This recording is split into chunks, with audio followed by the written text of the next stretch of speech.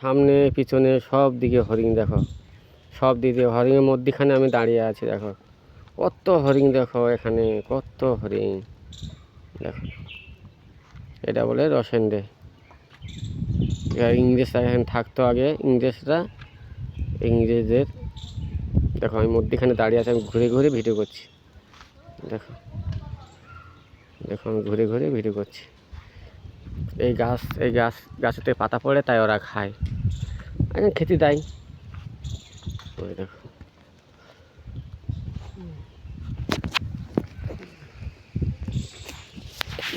কত হরিণ।